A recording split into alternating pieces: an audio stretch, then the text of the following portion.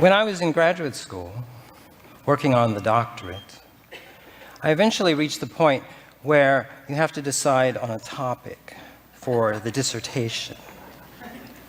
The dissertation, or thesis, or book, has to be original, and it has to make a contribution to the field. In my case, American Studies. I didn't know what I was going to do. Although I had one idea. I thought of creating a study of the drum, the African drum, and how it was used in early America.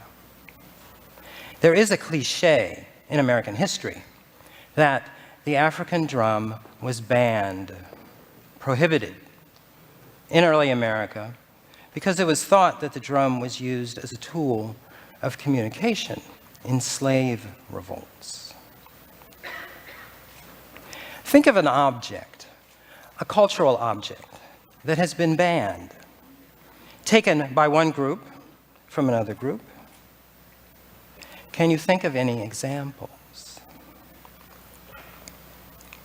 Books have been banned over time in various places.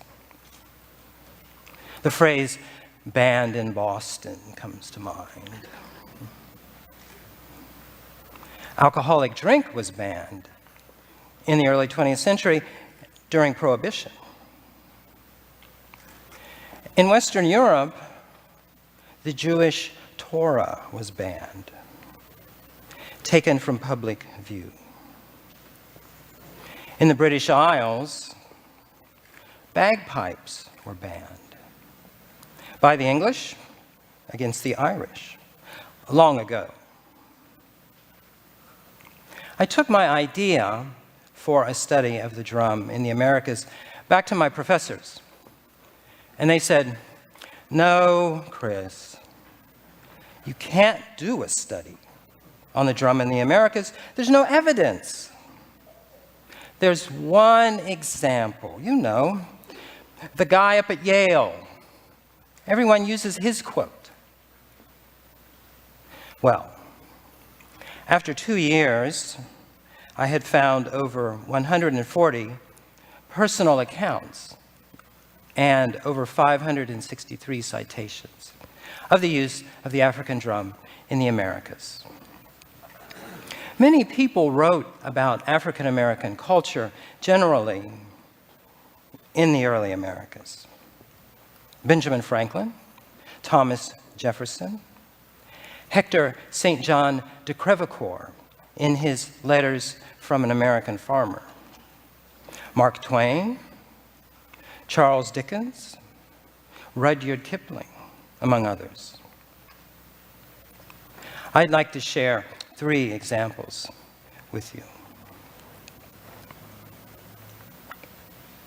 Sir Hans Sloane was one of the creators of the British Museum. This is his writing. Have a quick look. In the 1700s, he was physician to the Duke of Albemarle in Jamaica. And during his time there, wrote about African slaves that he saw performing.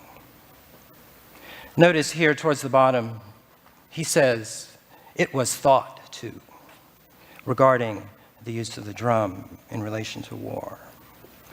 Also, the word "thools," it's just part of a drum. Colonel Edward Marcus Despard was sent by the British Crown to Honduras in the 18th century to assist with the settlement there. He also wrote an account, and here in the middle of the page, take my word for it. He writes about how a group of slaves were playing a gombe drum and caused a stir in the town. In the 19th century, Benjamin Latrobe, who was an architect, a surveyor, and an engineer, he helped design Washington, D.C., visited New Orleans, and created drawings of the drums he saw there. He also drew other instruments that he saw. Here on the left is an early version of the banjo. The banjo is an American invention. The banjo uses drum technology in its construction. Here, a skin is stretched over a gourd. A neck is attached with strings, an African-styled sculpture at the top. My research showed that there were many non-violent uses of the drum in the Americas, such as for weddings, at Christmas time,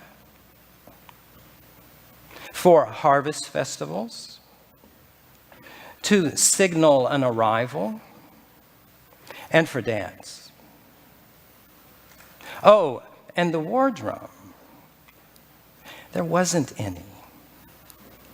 Of the approximately 250 revolts in the Americas during the slave epoch, how many used drums? 2. One in Louisiana, the other in South Carolina. So the drum was banned, although the ban didn't work. But the drum was banned. The situation led to the creation of surrogates,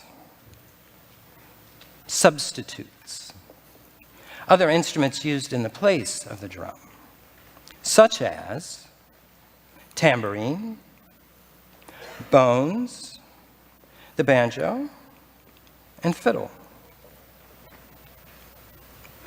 Imagine being a slave.